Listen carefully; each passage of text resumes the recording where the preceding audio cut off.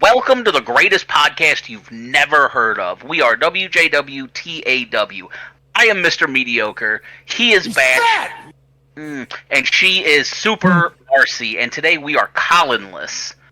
We'll figure out if it's a good or a bad thing later. Anyway, so we are going to go over to current news, and then we got a couple of topics. We'll figure out what we're doing today. We'll do the next one next week or whenever we feel like. But today, we just want to talk about wrestling. Yeah. So local news. The news cycle never stops. Yeah, the local wrestling never stops. There's no off season. No. So we just finished SummerSlam last week. Yes. And they're afraid to Big surprise, Jey Uso didn't win. I thought he was. I picked him for my predictions. I had him for the win because it felt so right. The writing was perfect. The stakes were perfect. Everything was perfect. But WWE either has a tiny dick or cold feet. Maybe both. We don't know. Maybe both. But they just don't know how to end this, what they have. And at this point in time, the only thing that they're going to do now is just have Cody fight Reigns again at WrestleMania. What is it, 40? Is that the next one? I think it's 40. Probably, yeah. The next WrestleMania. And if that's the case, why didn't you just fucking do it last year? I don't because they wanted Roman to hit 1,000 days. Well, it's dumb. It's dumb. Yeah. To have him hold it for a whole nother year and at this point feeling stale is not worth a fucking record at this point. I don't care. He's hit the record, it should be open game, right? He doesn't have any fucking record. He's hit 100 days. Yeah. Bruno Sammartino has the record for over 7,000 days. That'll never be broken. Don't even fucking think about trying to break it, WWE. I will choke you all. Wouldn't we all? Just let it be. And I would much rather have a better watchable product now than a record.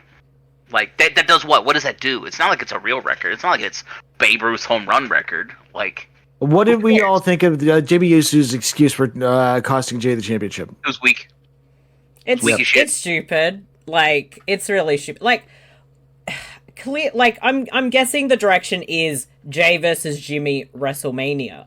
You could have done that with a world title because, as you said, it was the time to do it with Jey. It has come full circle after 3 years or something. So right. It felt like the moment, and there's good points in telling long-term stories, but I think in this case we need to wrap it up, and saving Reigns Cody for WrestleMania again, I don't think anyone's going to care at this point. That's my I wasn't hugely for it the last time. Like, sure, Cody Rhodes would be fine.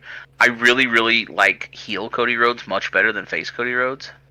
But it felt like it was time to wrap up the Roman Reigns thing. It was a really great run for as long as it was. It was really, really good at that point in time. And if it had to be Cody, fine. Like, I'm okay with it because he ain't gonna hold it for that long. Like, Cody's the only one of the big baby faces they have right now. They don't want to turn him. They kind of don't have very many baby faces. You're right. So, like, in a perfect world, Jey Uso's quit WWE. He's quit the Bloodline. He's quit Raw. He's quit SmackDown. Have him show up on Impact. If they really want to go cutting edge with the storyline, he won't go to AEW. But imagine if he showed up on Impact. I was about to say, if he's quit, have him quit and have him make appearances all over the place. Jey Uso is all elite. That gets. I'm sorry. Yeah. Jay Fatu is all elite. Like, could you imagine how that if he showed up at All Out? Could you imagine how that place would fucking erupt? Funny you say that because his no compete clause would run out right before All Out. Yeah. Yeah. Like, it could work. It's not going to, but it could work. I mean, even if he's just there for 30 days or something like that. Like, this is Tony Khan playing the long game for the good of the industry. I don't understand why it has to be such an us versus them mentality with these wrestling businesses. No, it doesn't. No. Like, it does not need to be. You could loan him. Imagine him showing up in All Out and having, like, a match against somebody after a bit of hype, and then that's it. And then you have, like I said 1,000 times, you have a couple of AEW guys or Impact guys show up in the Rumble, and, you know, they just show up and they're like, oh my god, look who it is. Like, anyone could be here. Anything could happen at any time. Look at that. Wrestling's exciting again. I'm not saying they need to run roughshod over all of their guys. Jey Uso shows up in AEW, then all of a sudden he gets laid up by a debuting Tama Tonga and Tongaloa. I mean, let's not get crazy here. But you know what? We're fantasy booking. It's not the worst idea in the world for, like, what you said. Like, why don't they form actual, like, you know, back in, what was it, 97 or something, and Vince was like, sure, we'll have ECW on Raw and do some invasion shit, whatever. Like, okay, we'll help these guys out. Like, whatever the reasons are, why not have that so you can expose other people and be like, that only makes the business stronger. With everybody like, we hate you. It's like, shut the fuck up.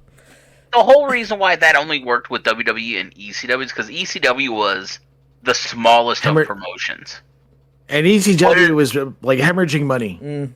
Like, what does it hurt to have those guys on Raw? Like, nobody's heard of ECW at that, especially at that point in time. Like, they weren't very big yet. They weren't exactly even at that, like, underground level of wrestling. Like, you had to be from Philadelphia or the biggest hipster wrestling fan to have heard of ECW then, because at that point the internet's not even really a thing so much.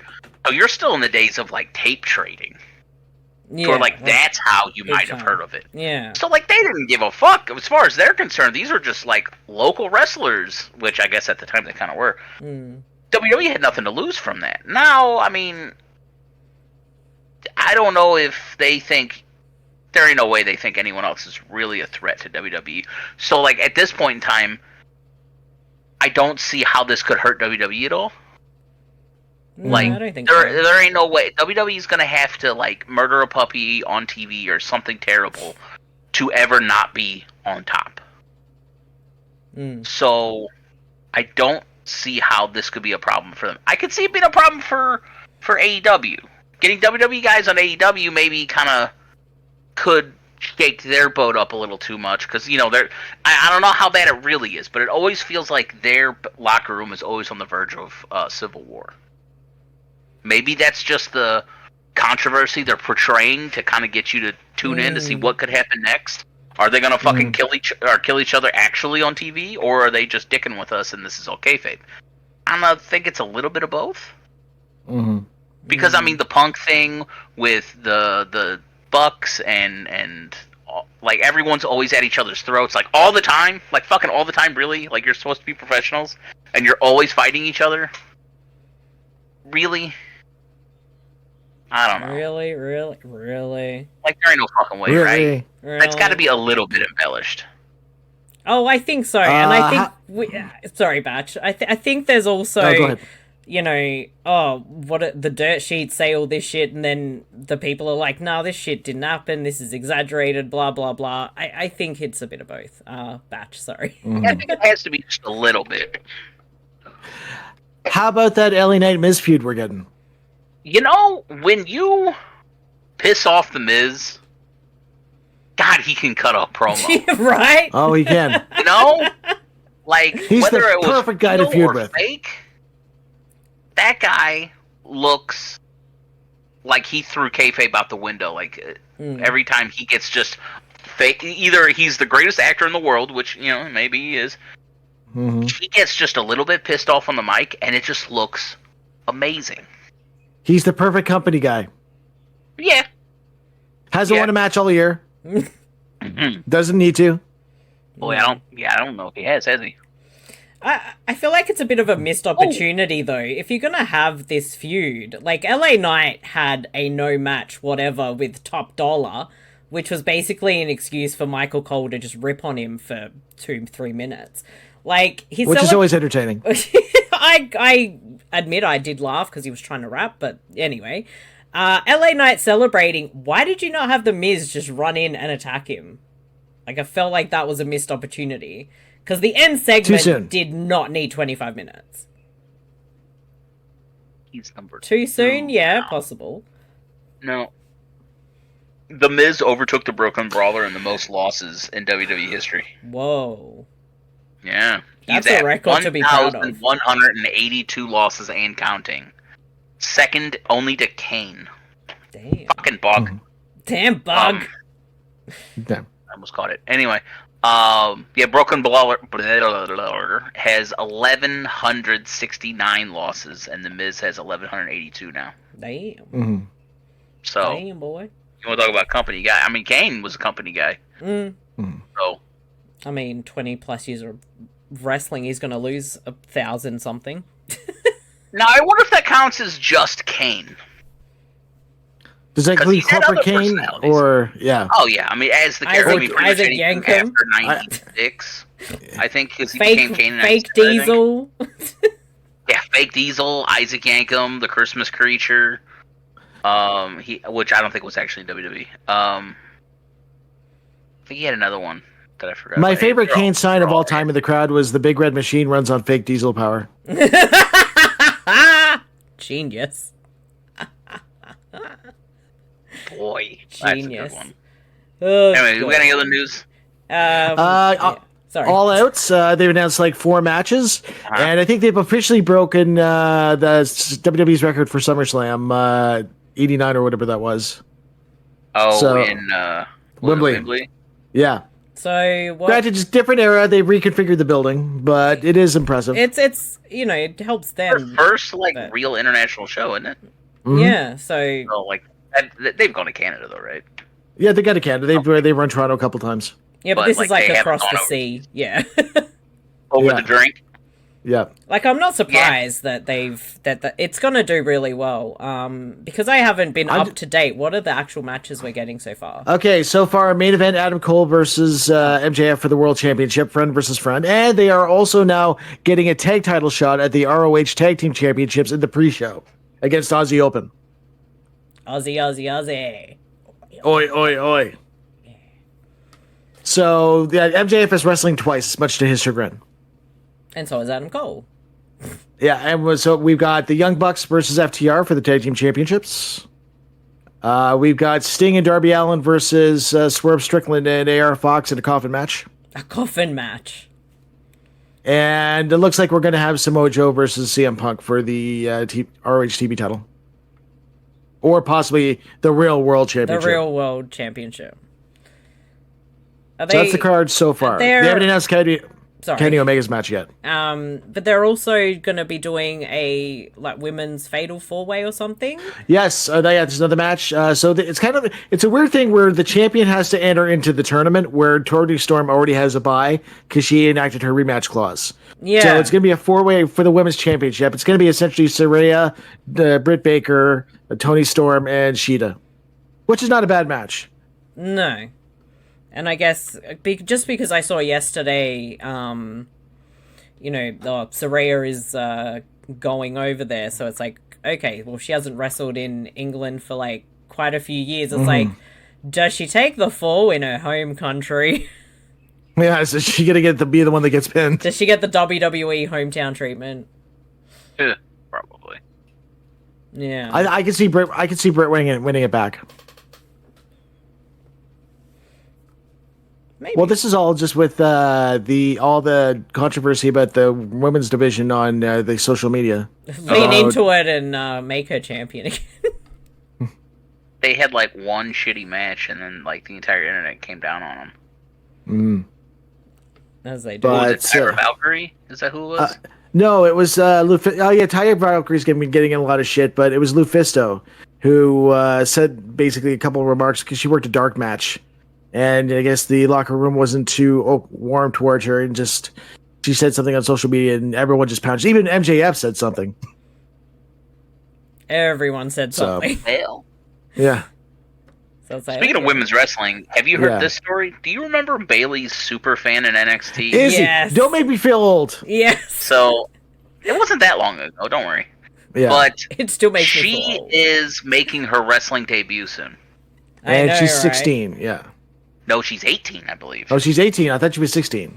No, she was like 12, 13 at the time. So that was like only like 6 years ago. It's not like it was It that still long makes me ago. feel old because But she was. I mean, this was so little. NXT's glory days of like 2015, 2016. Yeah. So, but she's making her wrestling debut either soon or already has. Mm-hmm. But I'm hoping we get a long run storyline where like she idolizes Bailey still, Mm-hmm. and then her hero fails her, and then she has like a. You ever seen The Incredibles? Yes. She has like a syndrome, like I idolized you, and now this is her super villain origin story. Is she going to be the mascot for Damage Control? If WWE was smart, they would like, sign her. Did they? Is she in like a developmental thing with them or not? I don't know. I just saw her ring she's gear probably was too. like, She's probably too young. Yeah, I saw her Yeah. ring gear was like definitely Very like Bailey. You know, yeah, Bailey's. homaging It's like very Bailey. Hugger Bailey, and it's like, you know, Yeah, I got there's that. a storyline here that you guys have already set in motion. It's just happened. I want it to be a Has little to bit happen. Mickey James, who's obsessed with Trish Stratus, without the sexual confusion. Mm-hmm. And there's your news article right there. And like her, I want to be like your friend. I want to be part of this, part of Damage Control. And they're like, no, go away. And then that's her syndrome, villain origin story. I mean, and then she just starts killing bitches dead. Yes. And then like we could have been friends. And then she starts like murdering EO and murdering the other one. I forgot her name already. Dakota. Oh, Dakota Kai. Thank you. And you know what? Bring back shit. What was Dakota Kai's friend that they had a big falling out? Kerry Sane. No, the other one that has the knee problems all the time. Oh, shit. I've I've gone blank on names now. Yeah. Mm-hmm. I'll think of it here in a minute. Bring her back and break her other knee again. I don't know. She's blown out both quads, I think, or both ACLs, something like that. But yeah, she's not having a good time either. I think she's actually probably done with wrestling forever. Mm-hmm. Either way, yes, WWE, book it. I know she's only Yes. like 18, and it's probably not going to work out for a good another 5 years or so at the very least. However, book it. Just make her as an on-character camera. She doesn't have to really wrestle. She could take the odd bump. Sure, we can do it. You could do that We can do while that. she's like learning and everything.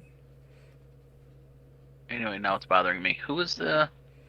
It's like, who was that person now? God damn it! And 'Cause In I've other gone news, blank. Eddie Kingston's having the time of his life in New Japan right now with the G1. yeah, he is. She1's going pretty good right now. Did you see the match? I haven't seen Did you any of watch it. any of it? I've just been too busy, but I just saw the highlights of Really? Eddie Kingston just Yeah. living his dream. Yeah, Got his I've- Ribera jacket. He met Kawada. Yeah, I've been trying to get to Oh. some highlights and just see what's been happening because obviously there's not enough hours in the day for how much there is. But seeing all the It's gonna be a Eddie good final Kingston with stuff, Naito it's versus so good. Okada. Yeah, the Eddie Kingston Yeah, stuff's been Tetsuya great to Naito see. had an ass whooping up a match Mhm. where I guarantee, like, if concussions were real in Japan, he has one Yeah. because he got kicked in the mouth. Lovely. Where is the guy? Still looking Hang on, for that still- name now, aren't you? Yeah, Tegan Knox. That's her name. Tegan Knox. That's right. Tegan Knox, who I mean, she showed up like I mean- once I was. in like 2 months. Well, it's because she always has blown out ACLs. apparently. She's But, in the game. She's in the game. I first saw her as Nixon Newell, but I didn't know if you guys ever seen Nixon Newell. But No. Mm-mm.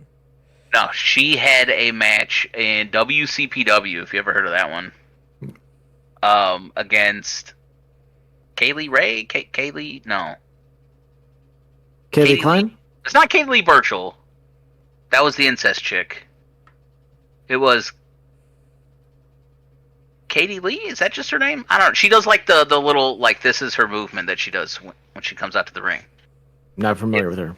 She's not that good, I didn't think. Anyway, she took a German suplex into an open chair, and it looked sick as fuck. Mm-hmm. So they had a hardcore match on their like big show, and boy, that looked painful. Anyway, so on to the topic of the day. Yes. It's been requested that we talk about the random tag teams. Okay. So, you know, like, you get the schmandom tag teams, and not the ones that eventually become an actual tag team, like The Bar. You know, that start off as schmandom tag teams. I'm talking like your Chris Jerichos and your Chris Benoits together. What is the best schmandom tag team to you? Like, my first thought goes right back to SmackDown in, like, 2000, what is it, like 2002? Like, when you had, like, Edge and Kurt Angle, or Rey Mysterio and Batista, or, like, one of those, like, random-ass tag teams. They had, like, a tournament, and they threw, like, Edge, and who cares? It doesn't matter, because Edge can have a great tag with me if he wanted to. And they were always good. Well, like, so Edge and Hulk Hogan for a day, I think. Sure. I mean, well, yeah, right. If he can drag a good match out of Hulk Hogan in a tag match against Billy and Chuck, I mean, that just triggered a core memory. I'm like, wait, that was a thing for 5 minutes, wasn't it? That was. Scott Hall and X-Pac. Wow, I mean, Scott Hall and X-Pac were part of the NWO. Well, before that, they were two randoms thrown together. That's true. And that became a tag team. And then they became history. Yeah. Okay, I'll buy that for $1. I mean, Scott Hall and X-Pac are both grandstand wrestlers by themselves. Put them together, how can you go wrong? Mm-hmm. Was this in the WWF days, or I'm trying to remember? I know they did at least a little bit of that before they went to WCW. Jericho and Christian were a great tag team. I mean, yeah. I mean, you take Edge or Christian and Jericho. Like, that's what I'm saying. Like, any one of these people, like, you had a group of, like, 10 guys, and they were all just outstanding wrestlers. You could mix them in any order you wanted to, and it all would work. I mean, I don't know if they're a great. They're a great tag team, but they have potential. Big Bill and Brian Cage now in AEW. Just two random big dudes thrown together. You know, like, I don't know, man. I just can't get behind Brian Cage. Something about he just seems so boring. It's like Batista with, like, even less personality. And he's not the small flippy guy on the team. Right. I guess he is. So I just remembered the ass cream with Jericho and Christian. I forgot who had the ass showed the ass cream, who they were, like, feuding against. But why am I remembering that? I remember them being stripped naked in front of everybody. Yeah, but they had like a thong on still. Yeah, well, Jericho had said that Vince wanted him to be actually naked. Mm-hmm. That's and he's like, that's a felony. We can't do that. I cannot believe these are things that have to be told to a CEO of a 40-year-old company. Yeah, well. But here we are. Here we are still. We are. Was it like, now I'm thinking back to like the early 2000s and stuff. Okay. Was it Tajiri and William Regal, like they actually did a tag team besides them just being paired together? Because that would be my vote. They did backstage bullshit too that worked out perfectly. It was so good for whatever reason. And then they did matches together, which was great as well. Booker T and Goldust. Oh god, Booker T, Goldust. Somehow, how did that work? Because I think Booker T's another one of those. You just rub a little bit of Booker T on your problem and it fixes it. Like, I've never been a big Goldust fan. He's fine. He's always been fine. He was definitely a button pusher. But, like, I never thought he was great in the ring, but Booker T's always been great in the ring. Mm. And, God, he can take a stupid segment and run with it with just a, tell me you didn't say that, and it works.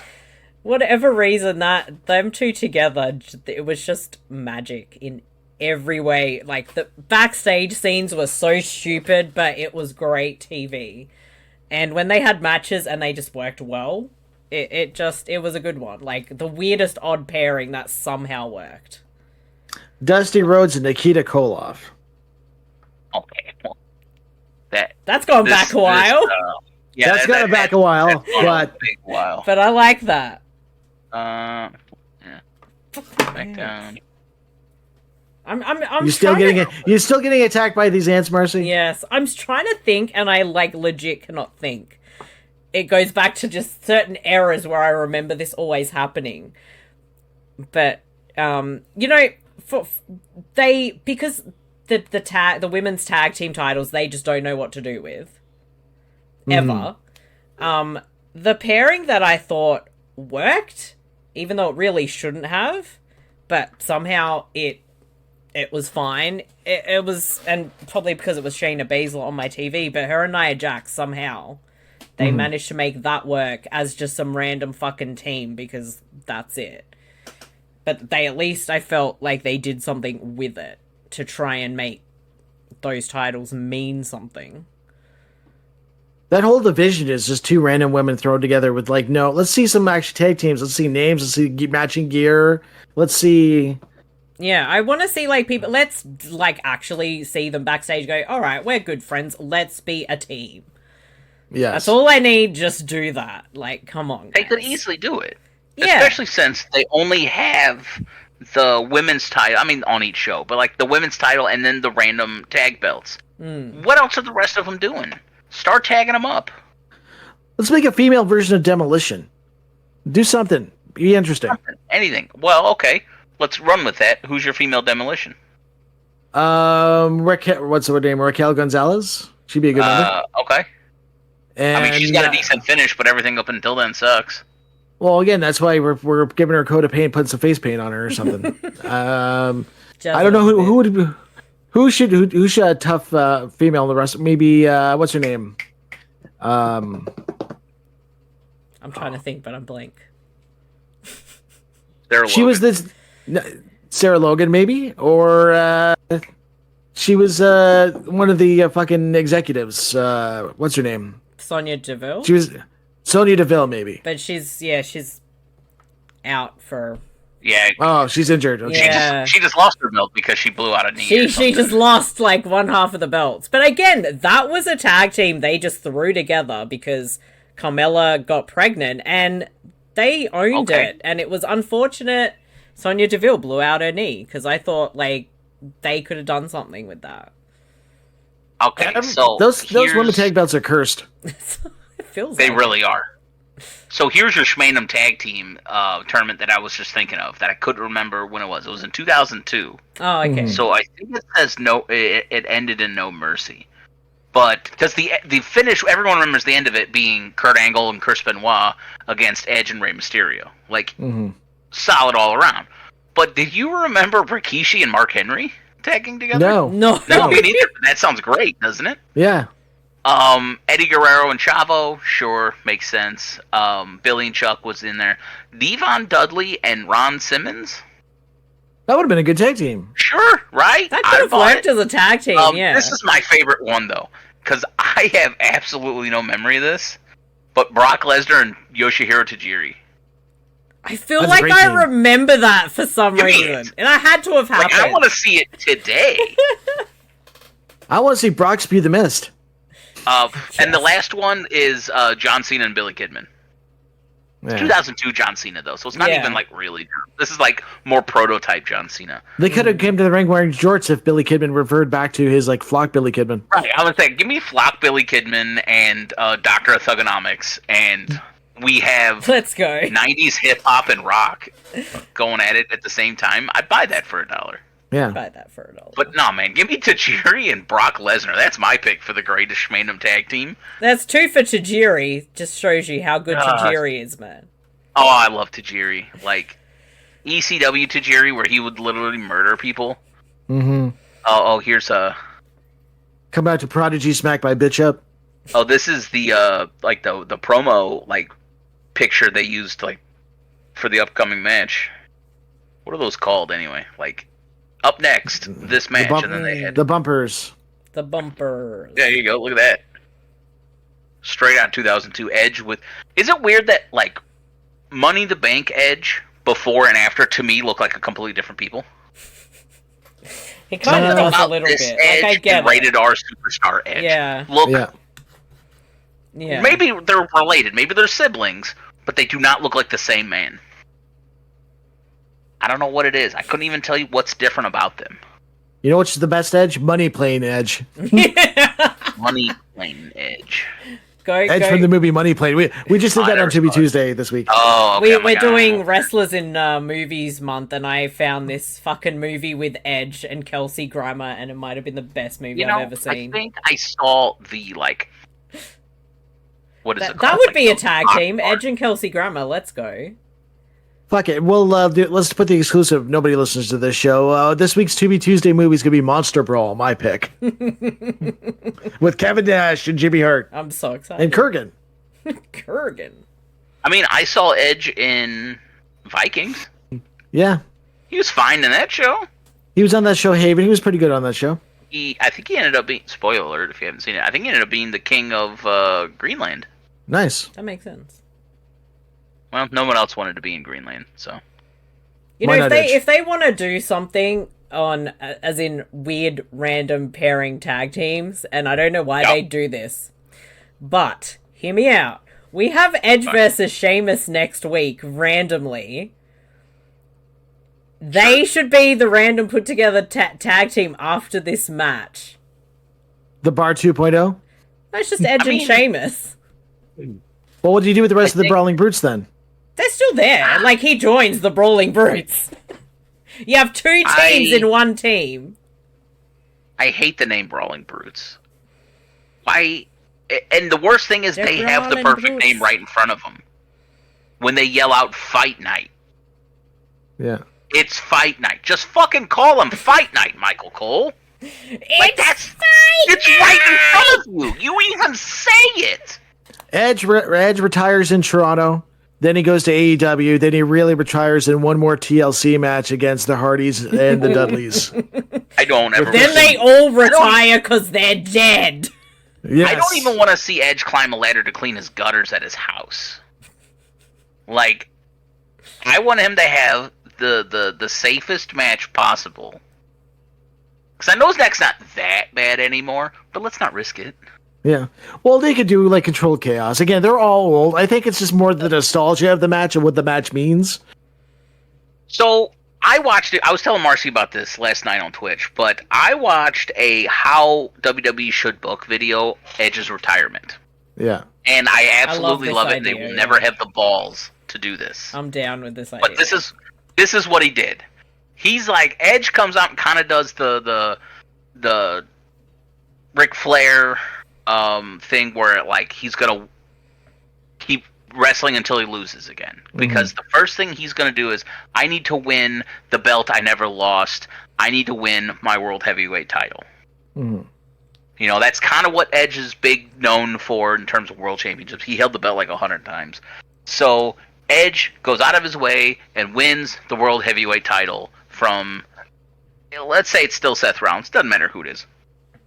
But he wins the world heavyweight title, and he's like, the next time I lose, when I lose this belt, I'm done. I'm going to off to the sunset, and that's going to be it for me. I'm going back to Canada. So he holds the belt for a good 6 months. And he's going to have, for the most part, his, like, everyone kind of thinks it's going to be like his farewell because it's in Toronto. I don't know what shows it's going to be, but one of the shows is going to be in Toronto. And he's like, this is going to be it for me, but he wins the match. So he has his title match against Who Cares, and he actually wins instead of loses. However, this is after Money in the Bank. And who cashes in on Edge to retire him and become World Heavyweight Champion?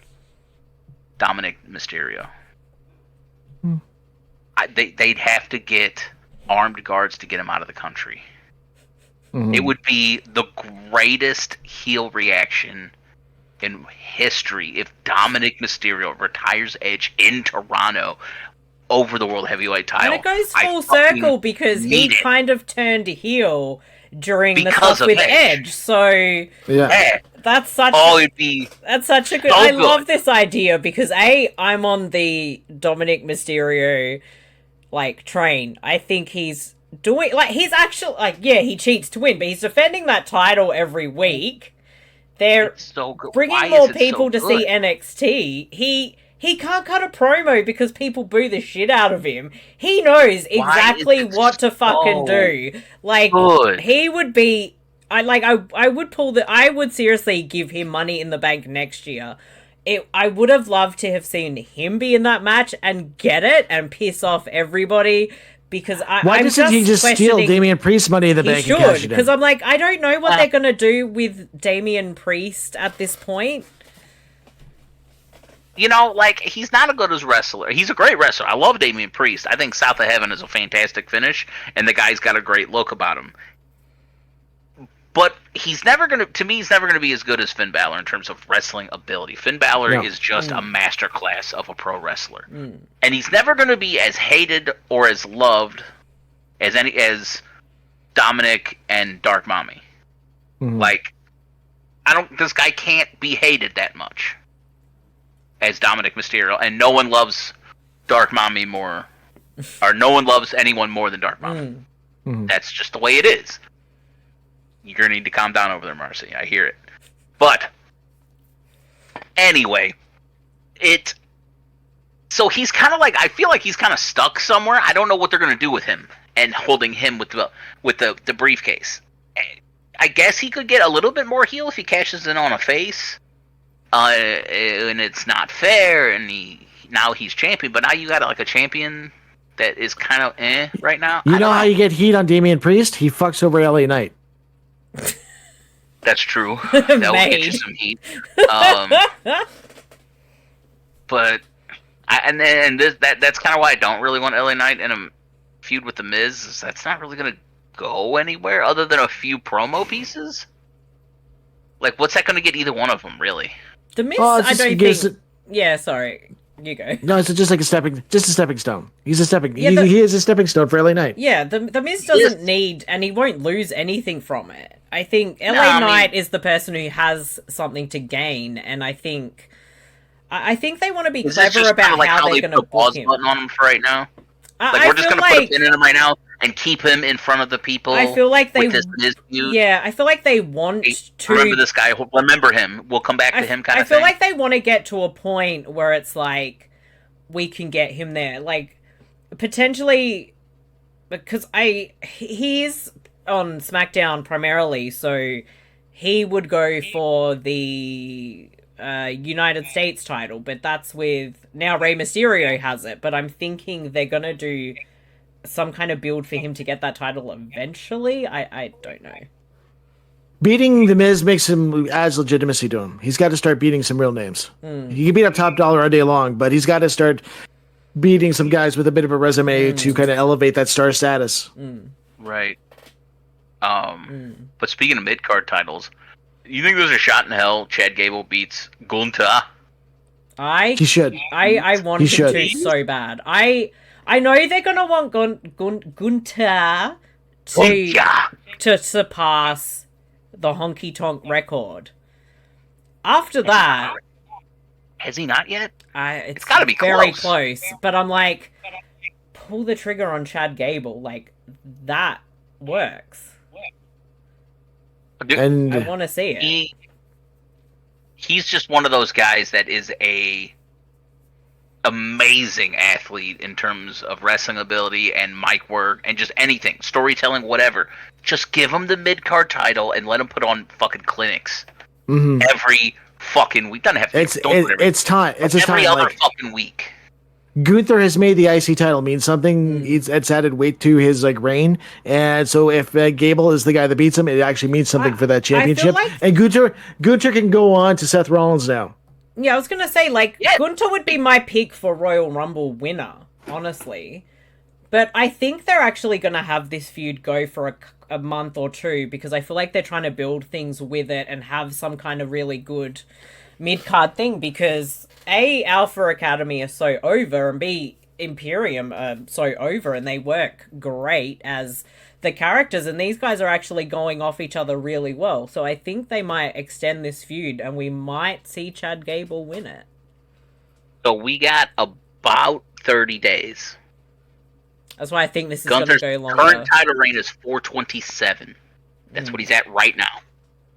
Honky Tonk is at 554. I'm sorry, 455. Yeah. I still said it wrong. You still said it wrong. 454. That's the number. So we got about 30 days, a little bit less. Yeah. So the day that the day where he ties the record, he should have a draw with Gable. Where you think Gable's going to be the one that beats the record, and they should do like a draw. And then the next match. It is a damn shame they don't say with a whatever time limit. And never do it until something like this. Yeah. That's the next match with a 30-minute time limit, but it goes like 12 minutes. Or they do an Iron Man. If Gable wins it in a fucking Iron Man versus Gunther, that would fucking put him through the roof. Yeah, but you better put something like that at like WrestleMania. Survivor Series. I was going to say, we've got some events coming up, which will work. I always forget Survivor Series is a thing, because they don't give a shit about Survivor Series either. Yeah. So I kind of always forget it's there. I want them to do what they did last year with, like, War Games, but incorporate NXT, so you've got some NXT shit with, I don't know what they're doing with Judgment Day, but just, for example, since they've been on NXT a lot, you can have some shit like that. It gets all three brands on it. And you can have, like, at least Judgment Day versus Chase U. That works. Give me that. That works. But I do hope they do that, because it makes more sense, because brand versus brand, 5 versus 5 just lost its appeal. Roman needs more people for the Bloodline for a War Games match, for another War Games match. I know they got more cousins out there somewhere. Yeah. They're probably popping them out now to get them ready. I know, wasn't there in the talk of another, I don't know if it was a Fatu or if it was like Umaga's got a kid. I don't know if it was an Umaga kid or if it was I think he's really green. Is that what it is? I'm like, I thought there was another one in their development. I don't think there's another one. Not yet, no. It might be that one who's just, Hi, Freddy. Well, I think with that, it might be time to wrap up, because this dog's not going to leave me alone. Oh boy, Freddy's going to be finding the pillows again. Yes. Well, yeah, let's wrap it up here and go over your shit. Hey, Batch, where do we find your stuff at? Find us every Tuesday on WebTales, the Spider-Man podcast, part of the Pop4D network. Make sure you follow all of our things on Pop4D. Make sure you follow the To Be Tuesday podcast with Marcy, me, and Kollin, where we watch terrible movies and do watch-alongs on that as well. Yes. And hey, Marcy, I know you got your own website. What is it? Yeah, you can find me at supermarcey.com. You can find all the podcasts I do over there, and if you look up Super Marcey on your socials, I'm on all of them probably. And listen in every Australian Tuesday morning or American Monday night for the To Be Tuesdays podcast every week. And that's all I remember. Well, that's going to be it for me. That's going to be it for us. I've been Mr. Mediocre. He is Batch. She is Super Marcey. And we just wanted to talk about wrestling. Take it easy.